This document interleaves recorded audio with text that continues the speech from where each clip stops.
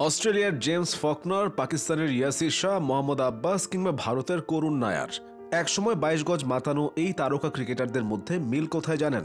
তারা কেউই এখন আর জাতীয় দলের আশেপাশে নেই, অথচ নিজ নিজ দেশের হয়ে অতীতে তারা সর্বোচ্চটাই দিয়েছেন। কিন্তু পরের গল্পগুলো শুধুই আক্ষেপের। হারিয়ে যাওয়া এমন কিছু তারকা ক্রিকেটার সম্পর্কে জেনে নেওয়া যাক। জেমস ফকনারকে দেখুন, তিনি ছিলেন জাত পেস বোলিং অলরাউন্ডার। বাঁ হাতে বল করে ব্রেক থ্রু এনে দিতেন, ডান হাতে ব্যাট করে তাণ্ডব চালাতেন। ২০১৫ বিশ্বকাপ ফাইনালে অস্ট্রেলিয়ার জয়ের নায়ক তিনি।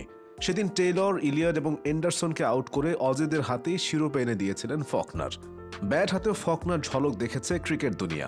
২০১৩ সালে অস্ট্রেলিয়া বনাম ভারতের ওয়ানডে সিরিজে তিনি একাধিকবার অজিদের ত্রাতা হয়েছেন। ২০১২ সালে আন্তর্জাতিক ক্রিকেটে পা রাখা ফকনার সর্বশেষ অস্ট্রেলিয়ার হয়ে মাঠে নেমেছেন ২০১৭ সালে।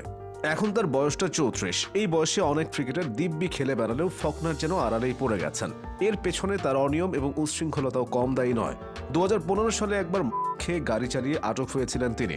২০২২ সালে পাকিস্তান সুপার লিগ তথা পিএসএল থেকেও আজীবন নিষিদ্ধ করা হয়েছে জেমস ফকনারকে। পাকিস্তানি লেগ স্পিনার ইয়াসির শাহকে চেনেন না এমন মানুষ নেই বললেই চলে।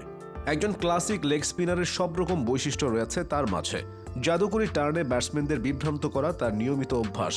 ইয়াসির শাহ উইকেট নিতেন বলে হয়ে। পুরো টেস্ট ইতিহাসে দ্রুততম ২০০ উইকেটের মালিক তিনি।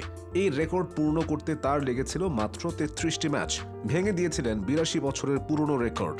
পাকিস্তানের হয়ে টেস্টে তার শুরুটা হয়েছিল বছর ১০ আগে। নিয়মিত খেলেছেন ২০১৪ থেকে ২০১৯ পর্যন্ত। এরপর মাঝে মধ্যে দলে আসলেও নিয়মিত হতে পারেননি। ছোট্ট এই ক্যারিয়ারেই মাত্র ৪৮টি টেস্টে ২৪৪টি উইকেট শিকার করেছেন। অনেকটা আড়ালে চলে গেছেন ইয়াসির শাহের আরেক সতীর্থ মোহাম্মদ আব্বাস। গতিময় পেস বোলিংয়ের যুগে নিখুঁত লাইন লেন্থ আর সুইং দিয়ে কিভাবে ব্যাটারদের কাবু করতে হয় মোহাম্মদ আব্বাস সেটা দেখাতেন। একটা সময় সাদা পোশাকে পাকিস্তানের নিয়মিত সদস্য ছিলেন তিনি। টেস্ট ক্রিকেটে তার পরিসংখ্যানটাও ঈর্ষণীয়। মাত্র ২৫ ম্যাচে নিয়েছেন ৯০টা উইকেট। তার বোলিং গড়টা মাত্র ২৩ ইনিংসে ৫ উইকেট নিয়েছেন ৪ বার। পাকিস্তানের ৮-১০ জন পেসারের থেকে আব্বাস একেবারেই ব্যতিক্রম। তরুণ বয়সে নয়, তার অভিষেকটা হয়েছিল মাঝ বয়সে এসে। ২৭ বছরে পাকিস্তানের জার্সি গায়ে চাপানো আব্বাস সবশেষ জাতীয় দলের হয়ে খেলেছেন ২০২১ সালে। এরপর আন্তর্জাতিক ক্রিকেটে তাকে আর দেখা যায়নি। তবে কাউন্টি ক্রিকেটে মোহাম্মদ আব্বাস নিয়মিত মুখ। তবে পেসার জুনায়েদ খান এবং ব্যাটার ফাওয়াদ আলম যেন কোথাও নেই। পাকিস্তান ক্রিকেটে জুনায়েদ খানের উত্থানটা ছিল রূপকথার মতো, অথচ ২০১৯ সালের পর আন্তর্জাতিক ক্রিকেটে তাকে আর দেখা যায়নি। দীর্ঘ বিরতি দিয়ে জাতীয় দলে ফিরেছিলেন ফাওয়াদ আলম। এরপর যেন আবারও হারিয়ে গেলেন। পাকিস্তানের থেকে এবার ভারতের দিকে নজর দেওয়া যাক। ভারতীয় ক্রিকেটে শুধুমাত্র দুজন ব্যাটসম্যান ট্রিপল সেঞ্চুরি করতে পেরেছেন, একজন বীরেন্দ্র সেবাগ আর একজন করুণ নায়ার। হ্যাঁ, ঠিকই শুনেছেন।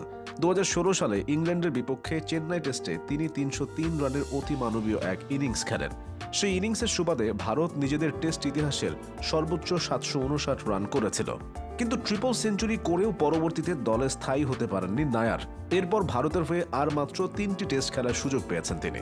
তারপর একে একে সব জায়গা থেকেই বাদ পড়েছেন। ট্রিপল সেঞ্চুরি করেও দলে জায়গা ধরে রাখতে না পারার এই যন্ত্রণা নায়ারকে এখনো পোড়ায়।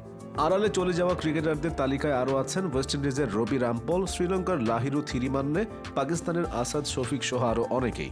অতীতে সবার মুখে মুখে তাদের নাম উচ্চারিত হলেও এখন তাদেরকে মনে পড়ে কালে ভদ্রে।